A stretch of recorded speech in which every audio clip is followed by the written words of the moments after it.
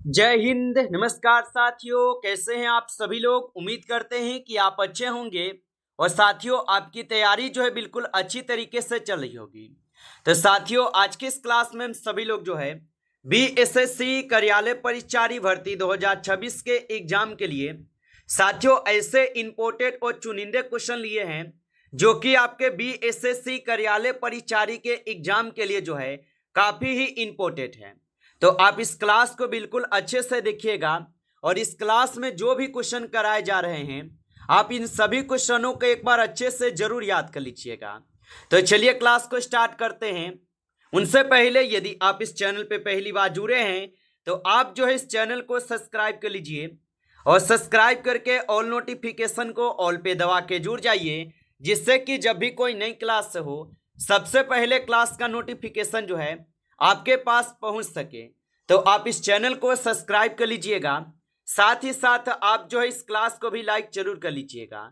तो चलिए क्लास को स्टार्ट करते हैं और देखिएगा क्वेश्चन क्या पूछा है। क्वेश्चन पूछा है कि बिहार दिवस जो है ये कब मनाया जाता है। चलिए बताएंगे। ये सभी क्वेश्चन काफी इंपोर्टेंट और चुनिंदे क्वेश्चन है जो आपके एग्जाम में 100% जो यहाँ से क्वेश्चन आपको देखने को मिलेगा।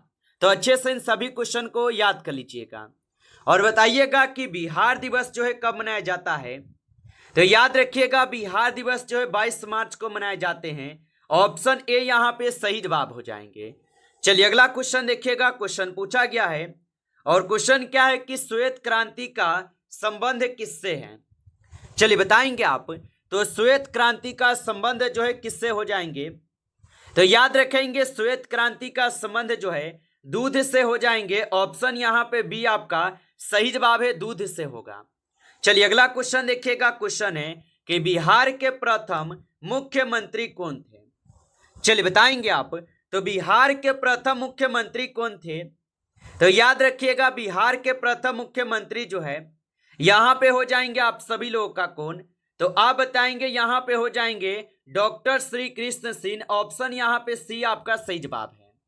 आगे देखिए अगला क्वेश्चन यहाँ पे पूछा गया है कि भारत का राष्ट्रीय पशु कौन सा है।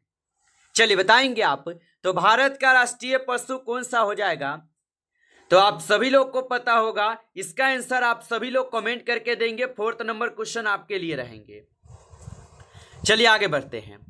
अगला क्वेश्चन देखिएगा। क्वेश्चन है कि पटना उच्च न्यायालय की स्थापना जो है कब की गई थी। चलिए बताएंगे आप।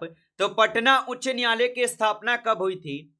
तो याद रखेंगे पटना उच्च न्यायालय की जो स्थापना हुई थी ये 1916 में हुए थे। ऑप्शन यहाँ पे 20 सही जवाब है, 1916 में हुए थे। अगला क्वेश्चन है कि सौर मंडल का सबसे यहाँ पे बड़ा ग्रह कौन सा है। तो सौर मंडल का सबसे बड़ा ग्रह जो है यहाँ पे कौन सा हो जाएगा। तो सौर मंडल का सबसे बड़ा ग्रह जो है बृहस्पति है। ऑप्शन यहाँ पे डी कीजिएगा, सही जवाब बृहस्पति हो जाएंगे। आगे देखिए अगला क्वेश्चन यहाँ पे पूछा है कि नालंदा विश्वविद्यालय की स्थापना किसने की थी। चलिए बताएंगे आप। तो नालंदा विश्वविद्यालय की स्थापना किसने की थी। तो याद रखिएगा नालंदा विश्वविद्यालय की स्थापना किए गए कुमारगुप्त प्रथम के द्वारा। ऑप्शन यहाँ पे बी सही जवाब है, कुमारगुप्त प्रथम के द्वारा। चलिए अगला क्वेश्चन देखेंगे। क्वेश्चन है कि विटामिन सी का अच्छा सबसे स्रोत क्या है। तो विटामिन सी का सबसे अच्छा स्रोत यहाँ पे कौन है। तो विटामिन सी का सबसे अच्छा स्रोत यहाँ पे हो जाएंगे आपके आंवला। ऑप्शन आपका सी सही जवाब है, आंवला होगा। चलिए आगे देखिए अगला क्वेश्चन यहाँ पे है भारत छोड़ो आंदोलन जो है ये कब शुरू हुआ था। तो याद रख लीजिएगा भारत छोड़ो आंदोलन जो है ये शुरू कब हुआ था। तो भारत छोड़ो आंदोलन जो है ये शुरू होते हैं आपके 8 अगस्त 1942 को। ऑप्शन यहाँ पे जो है आपका 20 सही जवाब है, याद रखेंगे। चलिए अगला क्वेश्चन देखेंगे। क्वेश्चन पूछा है कि बिहार का राजकीय पक्षी क्या है। बिल्कुल इजी क्वेश्चन है। आप 10th नंबर क्वेश्चन का यहाँ पे आंसर देंगे आप लोग कमेंट सेक्शन में। सभी लोग कमेंट कीजिए जितने भी साथी मेरे क्लास कर रहे हैं और बताइए कि बिहार का राजकीय पक्षी क्या है। आगे देखिए अगला क्वेश्चन है कि क्षेत्रफल की दृष्टि से भारत का सबसे बड़ा राज्य कौन सा है। बताइए। तो क्षेत्रफल की दृष्टि से भारत का सबसे बड़ा राज्य हो जाएंगे कौन सा। तो राजस्थान हो जाएंगे। ऑप्शन यहाँ पे सी इस क्वेश्चन का सही जवाब है, याद रखेंगे। जबकि हम जनसंख्या की दृष्टि से अगर देखेंगे तो उत्तर प्रदेश होगा। आगे देखिए अगला क्वेश्चन है, वायुमंडल में ऑक्सीजन की मात्रा कितनी है?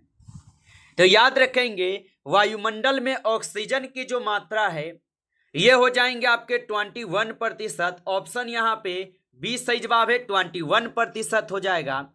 आगे देखेंगे अगला क्वेश्चन यहाँ पे है कि गिर राष्ट्रीय उद्यान किस राज्य में स्थित है? चलिए बताएंगे। तो गिर राष्ट्रीय उद्यान किस राज्य में स्थित होगा? तो गिर राष्ट्रीय उद्यान गुजरात में है। ऑप्शन यहाँ पे बी सही जवाब है, गुजरात में है।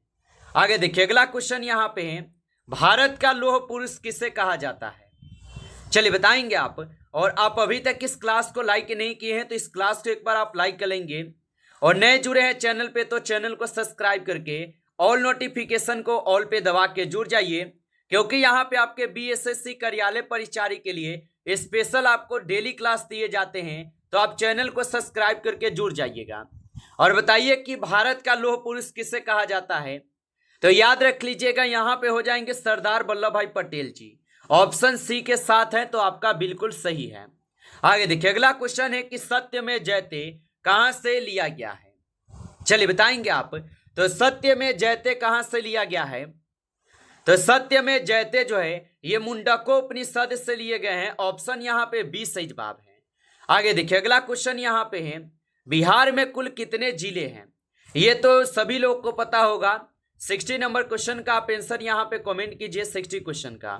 चलिए आगे देखिए अगला क्वेश्चन है, कंप्यूटर का मस्तिष्क किसे कहा जाता है? चलिए बताएंगे आप। तो कंप्यूटर का मस्तिष्क किसे कहा जाता है? तो कंप्यूटर का मस्तिष्क कहते हैं सीपीयू को। ऑप्शन यहाँ पे सी के साथ है तो सही है, सीपीयू को कहते हैं। आगे देखिए अगला क्वेश्चन है, हीराकुंड बांध किस नदी पर बना है? तो याद रखेंगे हीराकुंड बांध जो है ये किस नदी पर बना हुआ है? तो हीराकुंड बांध जो है ये महानदी पे बने हैं। ऑप्शन आपका बी सही जवाब है, महानदी पे। अगला क्वेश्चन देखेंगे, क्वेश्चन है, महात्मा बुद्ध को ज्ञान की प्राप्ति कहाँ हुई थी? चलिए बताएंगे। तो महात्मा बुद्ध को ज्ञान की प्राप्ति कहाँ हुई थी? तो याद रखेंगे महात्मा बुद्ध को ज्ञान की जो प्राप्ति हुई थी, इनको प्राप्ति हुए थे बोध गया में। ऑप्शन यहाँ पे डी सही जवाब है, बोध गया में।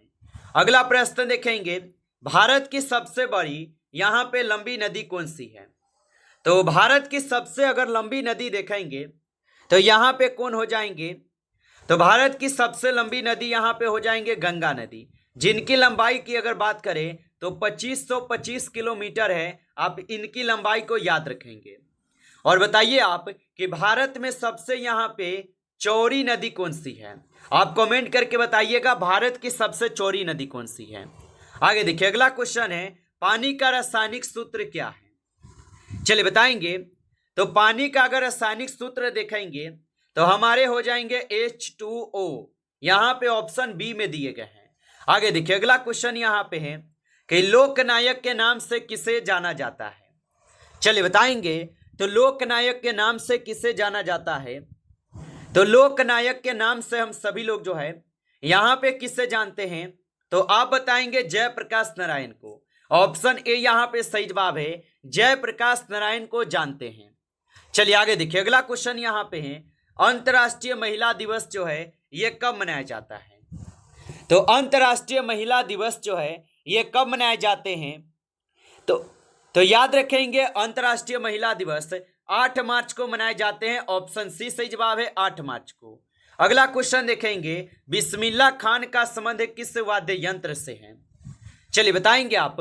तो बिस्मिल्लाह खान का संबंध किस वाद्य यंत्र से होगा? तो बिस्मिल्लाह खान का जो संबंध है ये शहनाई से हो जाएंगे। ऑप्शन सी सही जवाब है, शहनाई से होगा। आगे देखिए अगला क्वेश्चन है, भारत का संविधान कब लागू हुआ था? चलिए बताएंगे आप। तो भारत का जो संविधान है ये लागू कब हुआ? तो भारत का संविधान अगर लागू देखा जाए तो 26 जनवरी 1950 को लागू होता है। ऑप्शन यहाँ पे सी आपका सही जवाब है, याद रखिएगा। चलिए आगे बढ़िए। अगला क्वेश्चन यहाँ पे पूछा है, बिहार का शोक किस नदी को कहा जाता है? तो याद रखिएगा बिहार का शोक किस नदी को कहते हैं? तो बिहार का शोक जो है यहाँ पे कहते हैं कोसी नदी को। ऑप्शन यहाँ पे बी सही जवाब है, कोसी नदी को कहते हैं। आप अच्छे से इनको याद रखिएगा। चलिए अगला प्रश्न देखेंगे, मानव शरीर की सबसे बड़ी हड्डी कौन सी है? तो याद रखिएगा मानव शरीर की सबसे बड़ी हड्डी जो है यहाँ पे हो जाएंगे फीमर की हड्डी। ऑप्शन आपका बी सही जवाब है, फीमर की हड्डी। अगला क्वेश्चन देखिए, क्वेश्चन है सूर्य के सबसे निकट का ग्रह जो है कौन सा है? चलिए बताएंगे आप। तो सूर्य के सबसे निकट का ग्रह कौन सा हो जाएगा? तो बुध जो है ये सूर्य के सबसे निकट का ग्रह है। ऑप्शन सी सही जवाब है। अगला प्रश्न देखेंगे, प्रश्न पूछा है डिस्कवरी ऑफ इंडिया पुस्तक के लेखक जो है यहाँ पे कौन है? तो याद रखेंगे डिस्कवरी ऑफ इंडिया पुस्तक के जो लेखक है यहाँ पे हो जाएंगे पंडित जवाहरलाल नेहरू जी। ऑप्शन यहाँ पे बी सही जवाब है। आगे देखिए अगला क्वेश्चन यहाँ पे है, भारत में सबसे पहले सूर्य किस राज्य में निकलता है? तो भारत में सबसे पहले सूर्य किस राज्य में निकलता है? तो याद रख लीजिएगा ये अरुणाचल प्रदेश में निकलते हैं। ऑप्शन यहाँ पे बी सही जवाब है, अरुणाचल प्रदेश में निकलते हैं। आगे देखिए अगला क्वेश्चन यहाँ पे पूछा है कि पोंगल किस राज्य का प्रमुख त्योहार है? तो याद रखिएगा पोंगल जो ये किस राज्य का प्रमुख त्योहार है? तो ये हो जाएंगे तमिलनाडु का। ऑप्शन यहाँ पे बी सही जवाब है, तमिलनाडु का होगा। अगला प्रश्न देखेंगे कि इंकलाब जिंदाबाद का नारा किसने दिया था? तो याद रखेंगे इंकलाब जिंदाबाद का जो नारा है यहाँ पे दिए गए थे किसके द्वारा? तो भगत सिंह के द्वारा ये नारा दिए गए। ऑप्शन यहाँ पे बी सही जवाब है। चलिए अगला प्रश्न देखिएगा, प्रश्न पूछा है वाल्मीकि टाइगर रिजर्व बिहार के किस जिले में स्थित है? चलिए बताएंगे। तो वाल्मीकि टाइगर रिजर्व बिहार के किस जिले में स्थित है? तो याद रख लीजिएगा ये हो जाएंगे किस जिले में? तो ये पश्चिम चंपारण में है। ऑप्शन यहाँ पे सी सही जवाब है। अगला क्वेश्चन है कि विश्व स्वास्थ्य संगठन का मुख्यालय कहाँ है? तो विश्व स्वास्थ्य संगठन का जो मुख्यालय है ये हो जाएंगे आप सभी लोग का जेनेवा में। ऑप्शन यहाँ पे सी सही जवाब है, जेनेवा में होगा। आगे देखिए अगला क्वेश्चन है कि गौतम बुद्ध के बचपन का नाम क्या था? तो याद रखिएगा गौतम बुद्ध के बचपन का नाम जो है सिद्धार्थ हो जाएंगे। ऑप्शन ए सही जवाब है, सिद्धार्थ होगा। नमस्कार साथियों, इस क्लास में टॉप 35 क्वेश्चन थे जो काफी इंपॉर्टेंट क्वेश्चन थे। साथियों यदि आपको क्लास अच्छा लगा हो तो आप इस क्लास को लाइक कर लीजिए। नए जुड़े हैं चैनल पे तो चैनल को आप सब्सक्राइब करके ऑल नोटिफिकेशन को ऑल पे दबा के जुड़ जाइए, जिससे कि जब भी कोई नई क्लास हो सबसे पहले क्लास का नोटिफिकेशन जो है आपके पास पहुंच सके। तो आप इस चैनल को सब्सक्राइब जरूर कर लीजिएगा। चलिए फिर मिलते हैं आपसे एक नेक्स्ट टॉपिक के साथ नेक्स्ट क्लास में। तब तक के लिए जय हिंद, जय भारत।